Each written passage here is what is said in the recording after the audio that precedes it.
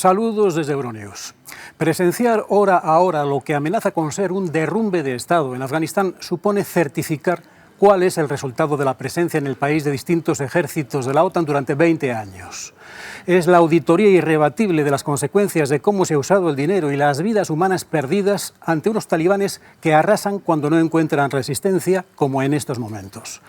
Las negociaciones en Doha están estancadas porque la parte talibán no necesita negociar, solo esperar a que triunfe el asalto sobre Kabul. Mientras, las bandas armadas que gustan ser llamadas señores de la guerra aprovechan para hacer caja prometiendo contención a los talibanes en un territorio o en otro. Este viernes 13 trae una puerta de esperanza para los venezolanos. Gobierno y oposición comienzan su difícil diálogo en México. Delegaciones de perfil bajo para recomenzar otro intento de desatascar una crisis endémica. Si nos acompañan en este resumen informativo, podrán ver que el cambio climático sigue golpeando con olas de calor en distintos puntos de Europa, como España y Grecia, acompañadas de incendios y demás signos inquietantes.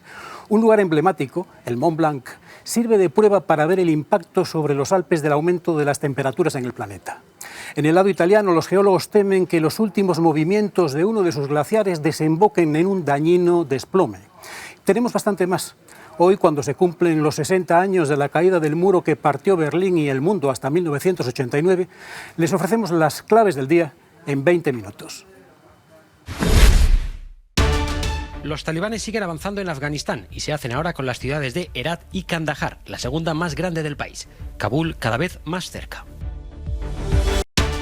Aprieta el calor en España. Se espera un fin de semana con temperaturas por encima de los 40 grados en la mayoría del país, con riesgos elevados de incendios en numerosas regiones. Los últimos incendios en Grecia que se encuentran en remisión han calcinado 90.000 hectáreas de bosque. El primer ministro Mitsotakis defiende la estrategia empleada para salvar vidas. Comienza este viernes en México el diálogo entre el gobierno y la oposición venezolanos en medio de la mayor crisis política, económica y social de la historia del país. Se cumplen 60 años del inicio de la construcción del Muro de Berlín, una división histórica que marcaría durante casi 3 décadas la vida de millones de personas. Una tras otra, sin dificultad, van cayendo ciudades afganas en manos de los talibanes. Tras hacerse el jueves con Ghazni, los fundamentalistas anunciaron ahora la toma tanto de Kandahar, la segunda ciudad más grande del país, como de Herat. Los talibanes controlan ya 2/3 del país, coincidiendo con la retirada de las tropas estadounidenses. Washington ha anunciado el envío de 3.000 soldados, no para combatir a los insurgentes, sino para evacuar de Afganistán a su personal diplomático. Como Estados Unidos, numerosos gobiernos ya han instado a sus ciudadanos a que abandonen el país lo antes posible. El primer movimiento consistirá en 3 batallones de infantería, confirmaban desde el Pentágono. Se trasladarán al Aeropuerto Internacional Hamid Karzai de Kabul en las próximas 24 a 48 horas. 2 de esos batallones son de los marines y 1 del Ejército de Estados Unidos. Las esperanzas de una solución diplomática se desvanecen tan rápido como el avance de los talibanes, aunque los representantes de estos y los del gobierno afgano siguen manteniendo conversaciones en Qatar. Esperamos que las discusiones de esta semana en Doha entre los representantes de la República Islámica de Afganistán y los talibanes, junto con los enviados regionales e internacionales, restablezcan el camino hacia una solución negociada del conflicto, aseguraba el portavoz del secretario general de la ONU. Con cientos de miles de civiles huyendo de sus hogares ante el paso de los talibanes, el objetivo final de estos sigue siendo, por supuesto, la capital, Kabul, que según los analistas podría caer en cuestión de un mes. En pocas semanas, y tras tantos años intentando lo contrario la comunidad internacional, Afganistán podría estar por completo bajo el brutal régimen de los islamistas.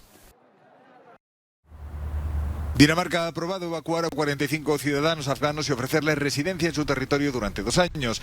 El plan se aplica a intérpretes de tropas danesas y personas empleadas en la embajada. Las autoridades de Copenhague están siendo criticadas por una ley que permite enviar solicitantes de asilo fuera de la Unión Europea mientras se tramita su petición. Durante las 2 décadas que hemos estado presentes en Afganistán hemos tenido empleados locales trabajando para Dinamarca. Tenemos la responsabilidad común de ayudarles y con este acuerdo mantenemos juntos esa responsabilidad. Dinamarca, al igual que otros países occidentales, ha sacado sus tropas recientemente de Afganistán después de abrir en 2006 la legación en Kabul. Alemania, Países Bajos y Francia, por su parte, han suspendido la deportación de los solicitantes de asilo afganos rechazados en medio de la preocupación por la situación de seguridad en el país asiático. Casi 30.000 de ellos deben abandonar Alemania, pero según el ministro de Interior, eso no ocurrirá por el momento. Cerca de 1.200 afganos han sido deportados de la Unión Europea este año. 1.000 aceptaron irse voluntariamente, pero 200 fueron forzados, según fuentes comunitarias. Hace calor y más que va a hacer. Es una frase tan repetida estos días en España como cierta, ya que la temida ola de calor no ha hecho más que empezar, con temperaturas este viernes por encima de los 40 grados en múltiples zonas del interior y de los 43 en algunos puntos del sur. Una sofocante situación que no se aliviará en exceso por las noches, ya que las mínimas serán de 25 y que se mantendrá hasta el martes, con el sábado como el día más caluroso. Con semejantes temperaturas, claro, casi toda España se encuentra en niveles altos, muy altos o extremos de riesgo de incendio. Cantabria, Asturias o Galicia, todas en el norte, son las comunidades con riesgo más bajo. En la Pobla de Masaluca, Tarragona, los bomberos lograban este jueves estabilizar un incendio que hasta el momento ha quemado 75 hectáreas y que obligaba a desalojar un camping cercano. Se espera que a lo largo de las próximas horas el fuego quede totalmente controlado. Y todo ello con otros números batiendo también récords. Nos referimos a los del precio de la luz, que por quinto día consecutivo marcan su máximo histórico para alcanzar los 117,29 euros el megavatio hora. Toca buscar alternativas al carísimo aire acondicionado. Esta semana Europa ha tenido un amargo adelanto de cómo podría ser el futuro si nos quedamos de brazos cruzados frente al cambio climático. Euronews conversó con Gianmaria Zanino, climatólogo italiano, sobre las extremas olas de calor y los peligrosos fuegos forestales que asolan gran parte de la región. Como experto me ha impresionado la intensidad de los últimos fenómenos extremos y los récords que se baten semana tras semana. A los climatólogos nos ha impresionado la velocidad a la que está evolucionando el cambio climático. Lo que estamos viendo ahora es una anticipación de cómo podría ser la crisis climática a finales de siglo. Según el informe del panel intergubernamental del cambio climático, todavía tenemos 9 años para cambiar las cosas y limitar lo más que podamos los efectos del cambio climático.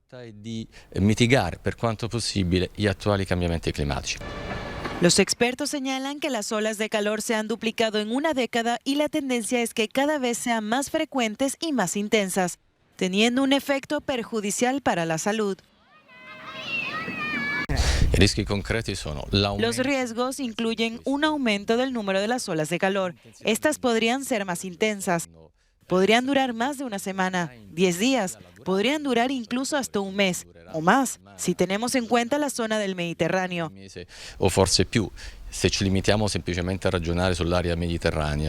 Y también podrían aumentar las temperaturas que se dan en cada ola de calor. Otro aspecto que ya se ha visto afectado por los efectos del cambio climático es el nivel del mar.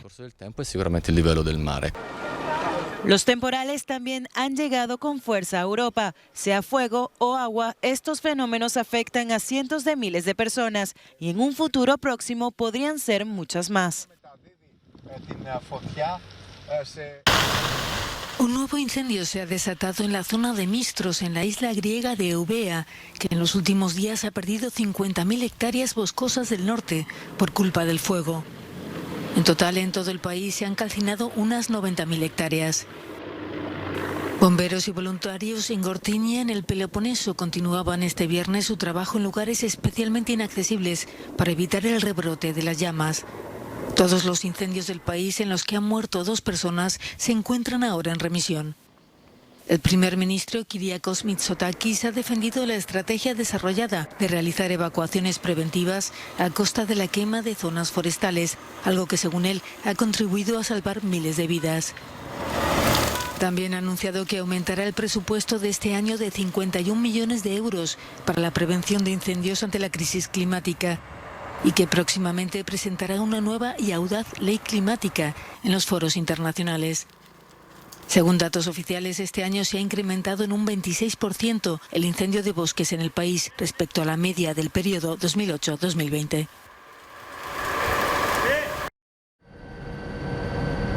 Las fuertes lluvias en la provincia de Hubei, en el centro de China, no dan tregua a los habitantes de ciudades como Nanzang o Shuixian.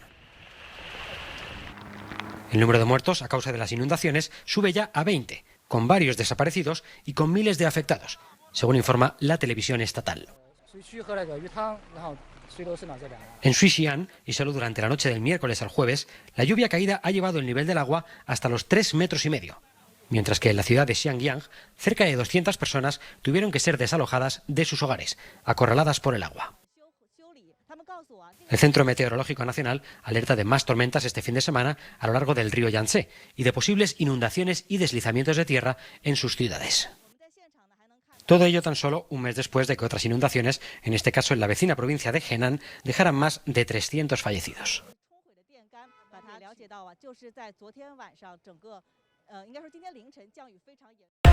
Operación de búsqueda y rescate frente al puerto inglés de Dover. Tras varios días de malas condiciones en el estrecho, la mejora del tiempo el jueves ha hecho aumentar los intentos de cruzar al Reino Unido.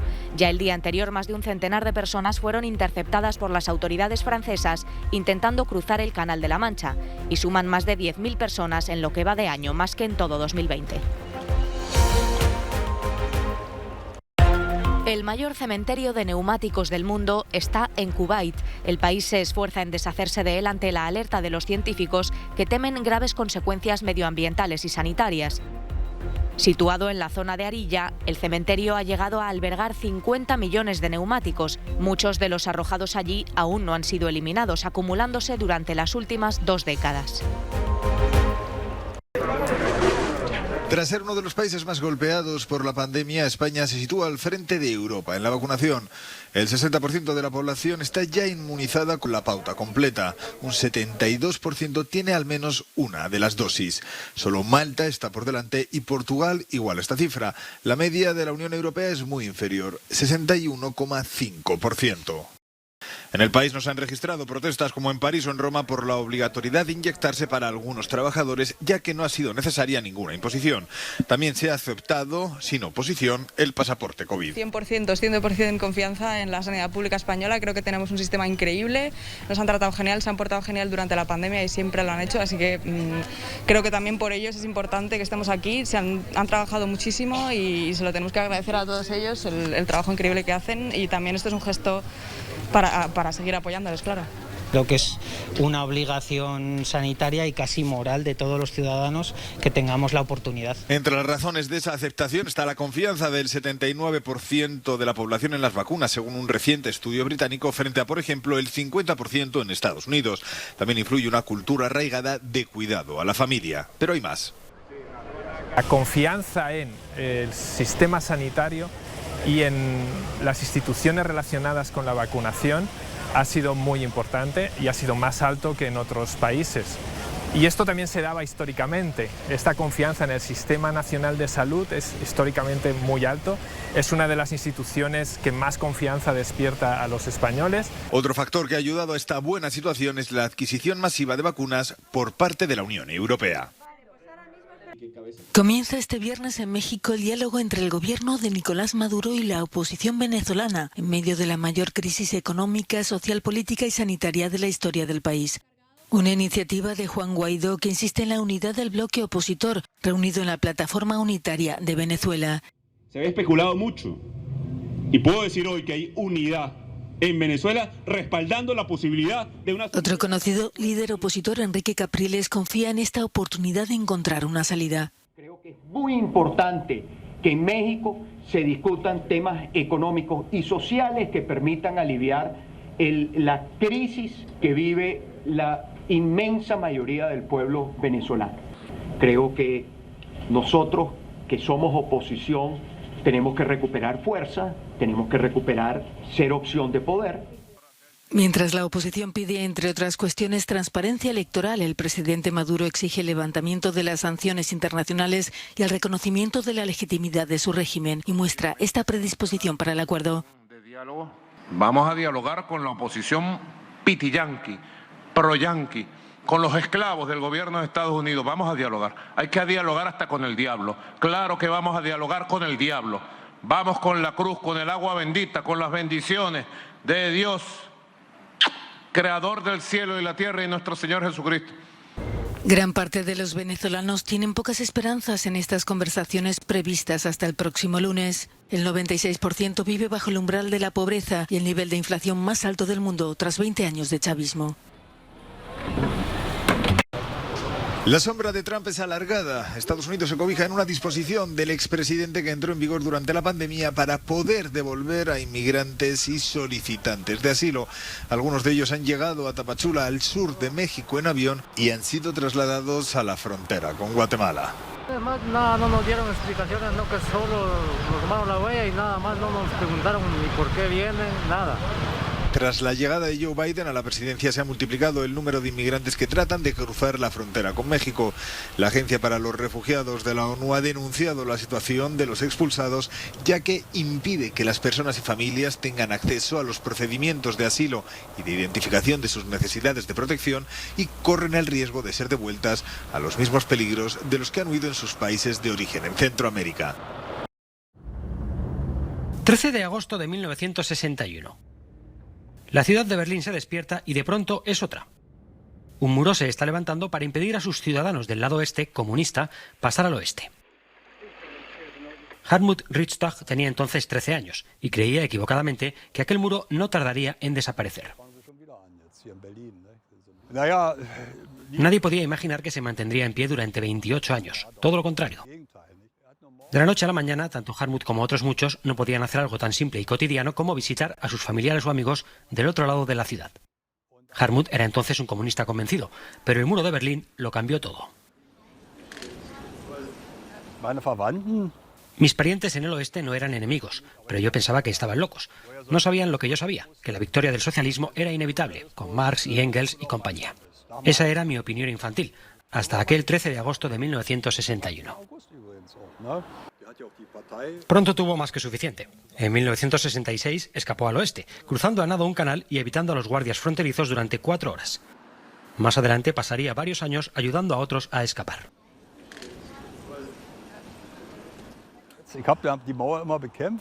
Me pasé la vida luchando contra el muro. Cuando obtuve mis documentos de la Stasi, me enteré de que incluso querían matarme cuando estaba en el oeste.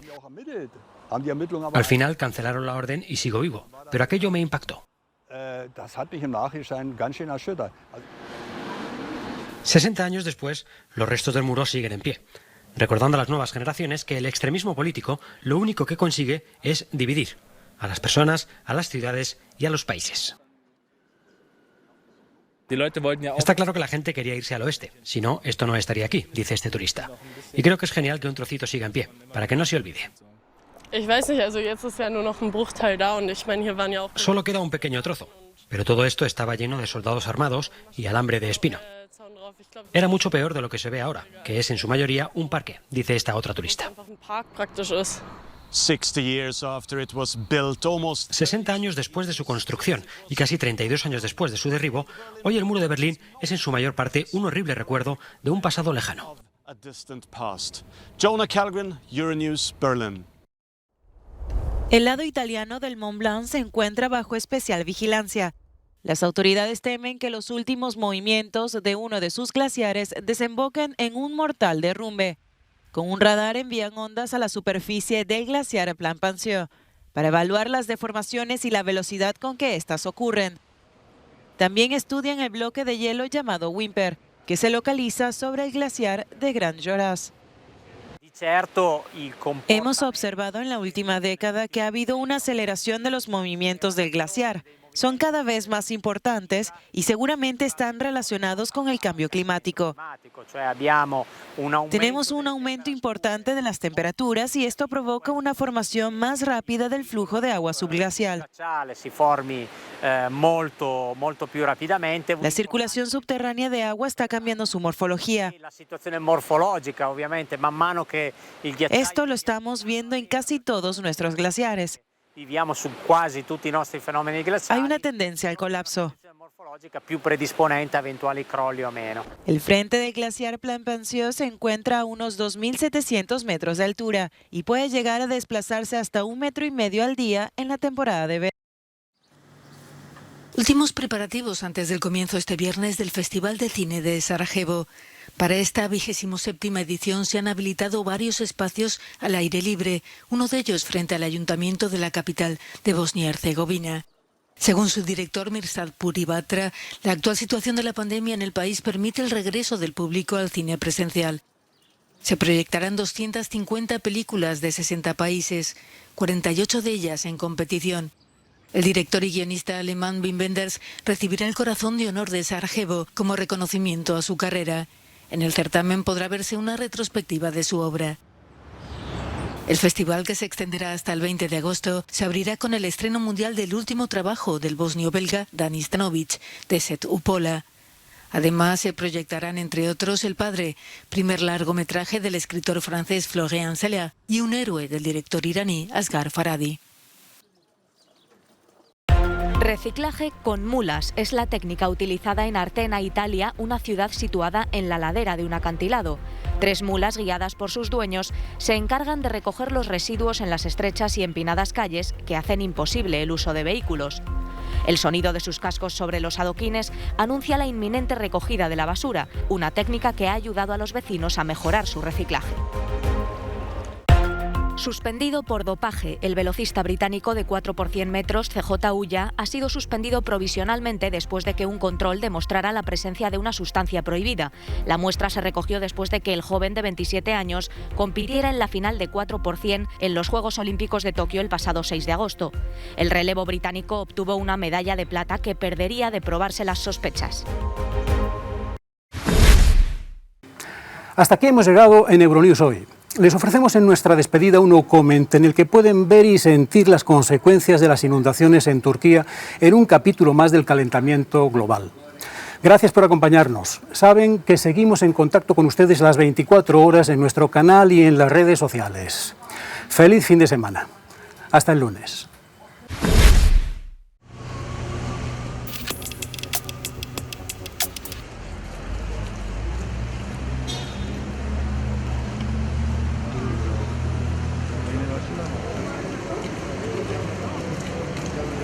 Bravo.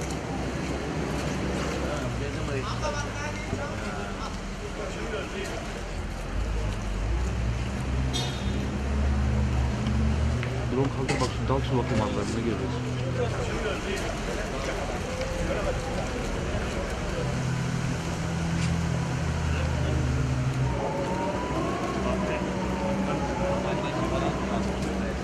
Ben bir şey diyorum. Ben çağıran değil.